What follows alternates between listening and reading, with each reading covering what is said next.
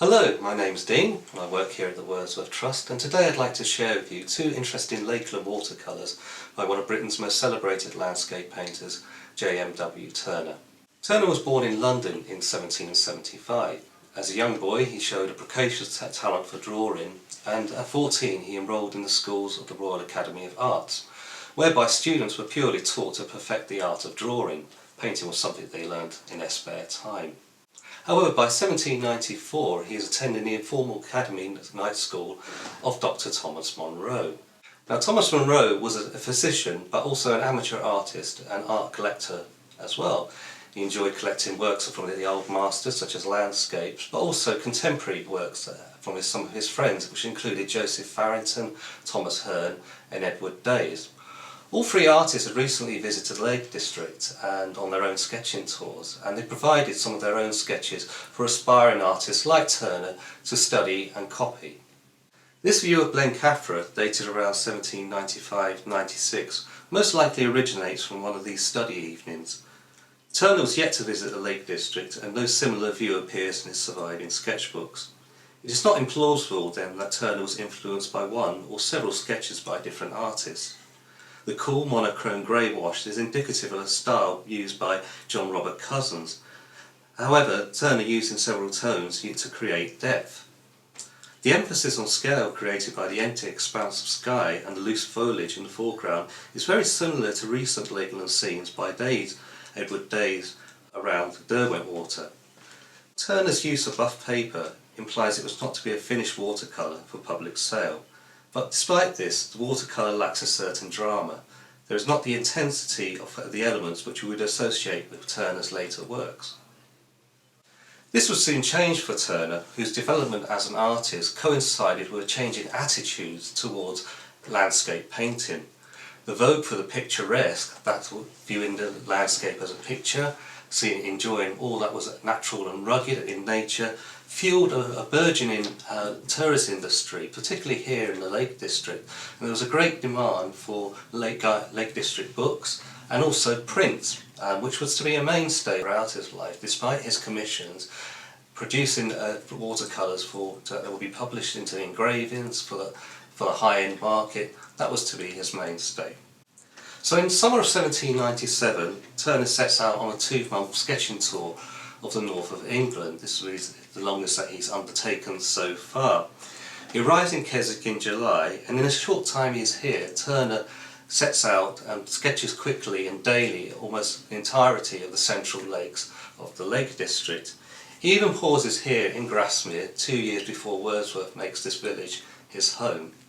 But the first-hand experience of the changing elements, that the shifting weather patterns amongst the fells, really had a profound effect on Turner's experience of what was known as the sublime in nature, that heightened drama of awe, obscurity, surprise and fear imposed by mountains and chasms. This profound impact that Turner must have felt resonated in his head. For when he returned to London in August, of all the studies that he had the opportunity to produce oil paintings from, he elected to paint 2 Lake District oils, one the passing of a storm over Crummock Water and Buttermere, a rainbow slowly emerging as a sign of hope, and the other oil painting is entitled Morning Amongst the Coniston Fells, which depicts the fell top of Weatherlam veiled in a beautiful mist. However, after 1798, Turner no longer paints any oil paintings of the Lake District. He's moving on to bigger things by now. The mountain ranges of northern Wales, Scotland, Chamonix and the Rhine. Come 1824, Turner has established himself as a preeminent landscape painter of this generation. He's moved on from painting from earthly browns and greens. His work now starts to emulate the artist that he most revered, the Italian landscape paintings of Claude Lorraine. He prepares his canvas with white ground, and this allows any pigment that's laid over it to resonate with such beautiful brightness akin to the beautiful Claude landscapes. Now around this time, Turner is approached by the publisher Charles Heath with a really ambitious project. It's entitled Picturesque Views of England and Wales. Now Turner was approached with an initial commission of 120 watercolours that were to be engraved and sold at four sets a year. Now, the project itself was beset with problems right from the start, partly because there was an economic crash in 1826. He struggled to find the capital to insure and purchase the watercolours by Turner, and also Turner was probably a little bit lax himself in actually delivering them on time. After all, he was quite busy with other commissions as well. However, despite the financial wranglings, what emerged is, as the scholars agree, probably one of the finest sets of watercolours Turner ever produced in his life. Of the 120, Turner only actually executed 96 of these. Nevertheless, 17 of these evolved from the sketchbook of 1797, which Turner took on his tour of the north of England. Ullswater was certainly one of these.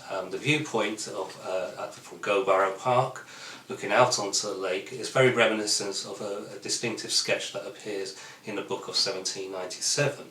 At a glance, the watercolour appears as a homage to Claude's mythical landscapes in both tone and subject.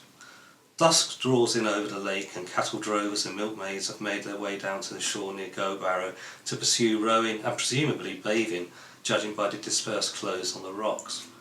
Their naked forms allude to classical nymphs, such that, in a moment, Turner transforms a contemporary English landscape into an ancient Arcadia.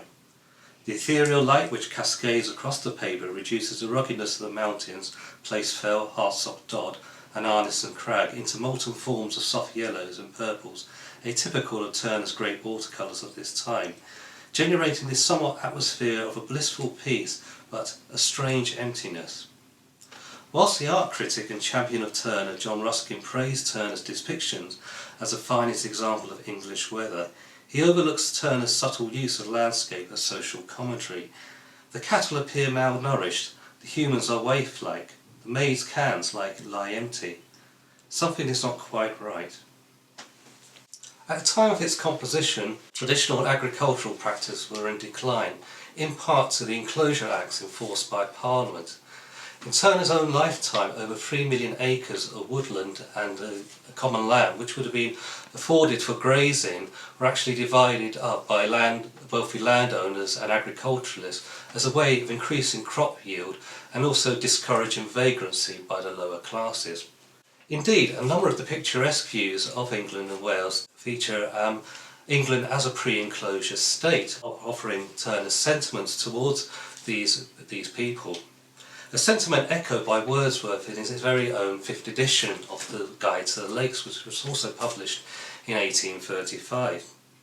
In it, Wordsworth speaks of the hardship that the statesmen or local farmers of the Lake District faced, who were struggling to maintain their land and properties, and eventually were forced to sell these to landowners, or landed gentry as Wordsworth referred to them, both inside the Lake District and also outside the area, to be consolidated and developed. To reinforce Turner's sentiment by setting this scene at dusk, the artist employs one of his most poignant and perhaps most recognisable motifs, and that is the setting of the sun. It represents the passing of an age, as so familiar seen in the paintings of this period, such as the Fighting Temeraire and the decline of the Carthaginian Empire. Ullswater was acquired by Turner's good friend Andrew Monroe of Nova. On his death in 1878, his vast collection of the artist's oils and watercolours were put up for auction. Ullswater behind me was purchased for 650 guineas by the art dealers Thomas Agnews and Son, and over the course of a century it traded dealerships several times before finding its way into a private collection in the 1970s, and was featured in the 1975 bicentenary exhibition held by the Royal Academy in celebration of Turner's birth. Ullswater came on the market again in 2004, and through the considerable efforts and the passionate drive of our late director Robert Worth, it found a befitting and permanent home here alongside Wordsworth's manuscripts, whose poetry of all best serves to commemorate those rural people and the communities of the Lake District's past.